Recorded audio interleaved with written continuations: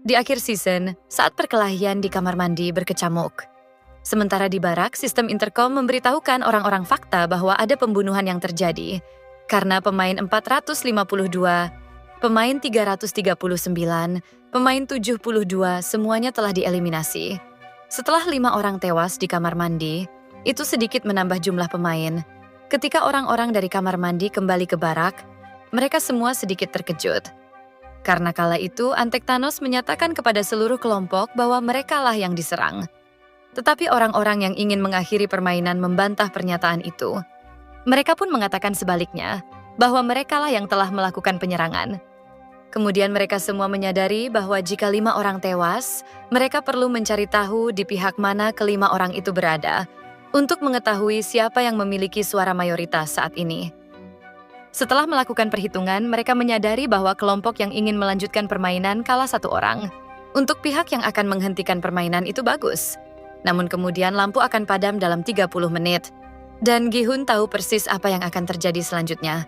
Dia tahu bahwa mereka akan diserang oleh kelompok yang ingin terus bermain. Salah satu anggota berkata, "Oke, lalu apa yang harus kita lakukan sekarang?" Dan frontman kemudian berkata, "Kita harus menyerang terlebih dahulu." Tapi Gi-hun mengatakan tidak. Gi-hun menambahkan bahwa mereka tidak bisa ikut serta dalam pertumpahan darah ini. Karena mereka akan bermain sesuai keinginan orang-orang yang menciptakan permainan ini. Dan mengatakan bahwa merekalah yang seharusnya mereka kejar, yaitu orang-orang yang menempatkan mereka di sana. Yang harus mereka lakukan adalah mencapai puncak tangga. Karena di sana, ada seorang pria bertopeng hitam yang mengatur semuanya. Jika mereka bisa menangkapnya, maka mereka bisa mengakhiri semuanya. Tentu saja, Gi-hun tidak tahu bahwa dia sebenarnya sedang berbicara dengan frontman. Dan dia masih ambigu karena tidak menyadari keberadaan frontman yang mencurigakan seperti di season 1. Yang mana yang ingin dilakukan Gi-hun adalah menyerang para Pinkman, kemudian mengambil senjata mereka, dan kemudian menggunakannya untuk melawan mereka. Kemudian Gi-hun memulai merumuskan rencana yang akan diikuti semua orang. Dia tahu bahwa begitu lampu padam, pihak lain akan merangkak turun dan mulai menyerang. Namun, hanya masalah waktu sebelum para penjaga menyerbu masuk dan menghentikannya. Jadi yang akan dilakukan kelompoknya adalah bersembunyi di bawah tempat tidur mereka. Dengan begitu dalam kegelapan mereka akan aman. Kemudian begitu para Pinkman menyerbu masuk, mereka akan berpura-pura mati.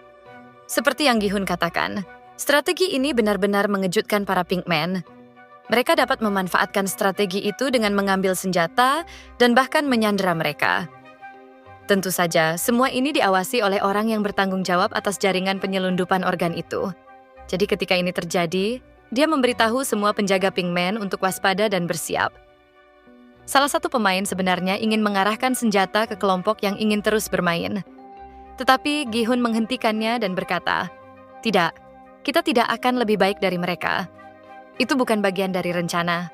Ketika kepala yang lebih dingin menang, dia bersama dengan timnya yang memiliki senjata, membuat pengumuman ke seluruh barak bahwa mereka akan mengejar orang-orang yang menaruh mereka semua di sana.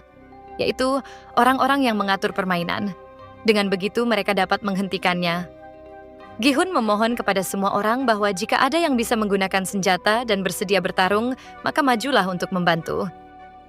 Kemudian pemain 120 berdiri di depan kelompok, dan dia menunjukkan kepada semua orang cara melepaskan klip, karena ternyata dia adalah seorang kolonel di pasukan khusus.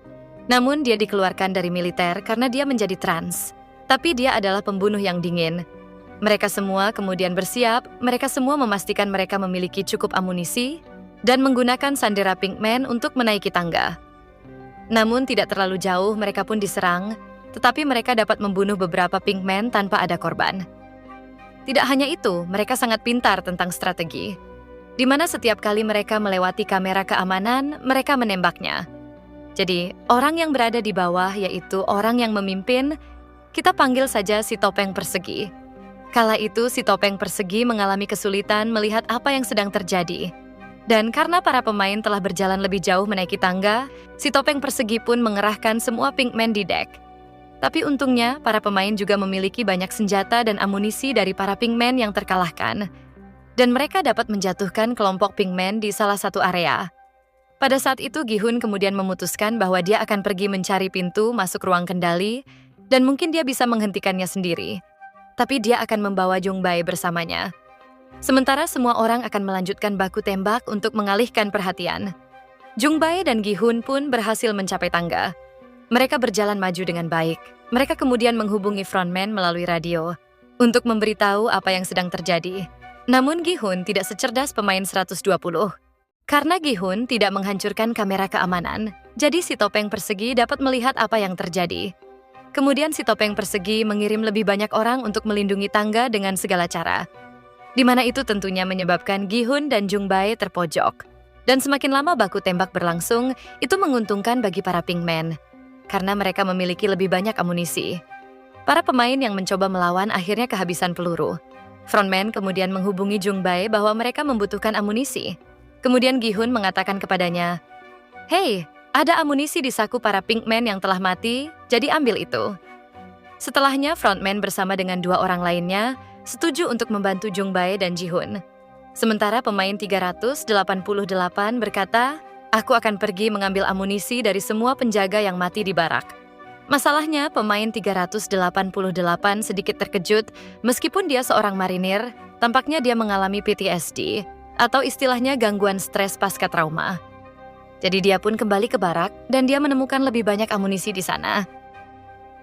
Ketika dia hendak kembali, dia mendapat panggilan radio dari pemain 120 yang bertanya, "Di mana kau? Kami butuh amunisi." Pemain 388 tidak menjawab. Dia kemudian menjatuhkan walkie-talkie dan kembali ke dalam barak untuk bersembunyi. Pemain 120 menyadari bahwa kelompoknya akan diserbu oleh para Pinkman karena mereka kehabisan amunisi. Memutuskan untuk berlari kembali dan mencoba menemukan pemain 388 dan mencoba menemukan amunisi itu. Ketika dia tiba kembali di barak, pemain 120 merasa kasihan pada pemain 388 saat itu. Tetapi ketika dia pergi kembali ke tangga, Pinkman muncul dengan jumlah yang lebih banyak. Karena pemain 120 adalah pasukan khusus, dia pun akan melawan mereka, tetapi si ibu tua itu menghentikannya dan berkata, itu tidak akan berakhir dengan baik. Saat itu frontman telah mencapai Gi-hun dan Jungbae. Dia memberitahu Gi-hun bahwa dia akan mencari tangga di sisi lain bersama 2 pemain. Mungkin dia bisa menyelinap dan membunuh para Pinkman. Dengan cara itu, mereka semua bisa menaiki tangga menuju ruang kontrol. Tentu saja, frontman punya motif tersembunyi. Sementara itu, Gi-hun hanya akan mengalihkan perhatian Pinkman, dan mudah-mudahan pemain nomor 1 akan melakukan tugas mereka. Namun itu tidak terjadi. Pemain pertama menyuruh 2 pemain untuk menaiki tangga, lalu dia menembak mereka. Kemudian frontman menghubungi Gi-hun dan berkata, "Maaf, ini sudah berakhir." Dan kemudian dia menembakkan peluru, membuatnya tampak seperti dia terbunuh dalam tugasnya. Setelah itu terjadi, dia mengganti frekuensi radio. Dia berkata pada topeng persegi, "Oke, mari kita selesaikan ini." Ketika para Pinkman menghentikan semuanya. Sementara itu, Gi-hun pun merasa kehilangan yang mendalam karena frontman telah tewas. Sementara kelompoknya pun benar-benar kehabisan amunisi serta kewalahan, dengan begitu mereka pun harus menyerah. Namun orang-orang yang berpartisipasi dalam baku tembak, mereka semua akan terbunuh, karena tidak ada penyerahan diri. Gi-hun dan Jungbae pun mereka juga mundur. Dan saat mereka menunggu eksekusi mereka, frontman berjalan menuruni tangga, dia bertanya pada Gi-hun, "Pemain 456, apakah kamu menikmati bermain sebagai pahlawan? Nah, sekarang kamu harus berurusan dengan konsekuensinya." Tapi dia tidak menembak Gi-hun. Dia malah membunuh Jungbae. Gi-hun pun berteriak, kesal karena dia kehilangan seorang teman lagi karena permainan ini. Tetapi dia kemudian ditahan oleh para Pinkman. Dan akhirnya, ternyata orang-orang yang menjalankan permainan itu tidak hanya memiliki mata-mata di dalam permainan, mereka juga memiliki mata-mata di luar. Dan itu adalah kapten kapal. Ketika Jungho dan kelompoknya berada di perahu selama badai, salah satu anggota timnya mabuk laut dan dia keluar. Kala itu dia melihat ada cahaya yang datang dari salah satu ruangan, di mana dia menemukan kapten sedang mengutak-atik drone. Di mana itu benar-benar aneh. Kapten awalnya berdalih sedang menyimpannya dengan benar, namun kemudian dia menusuknya serta melemparkannya ke laut. Jadi ternyata kapten bekerja untuk frontman. Demi permainan, dia pun melakukan yang terbaik untuk menyabotase pencarian Jungho. Dan itulah akhir dari season kedua Squid Game. Terima kasih banyak telah menonton rangkuman kali ini, saya sangat menghargainya. Namun jika kalian menyukai rangkumannya, jangan lupa untuk komen pendapat kalian di bawah ya. Jangan lupa juga untuk like, share, dan subscribe.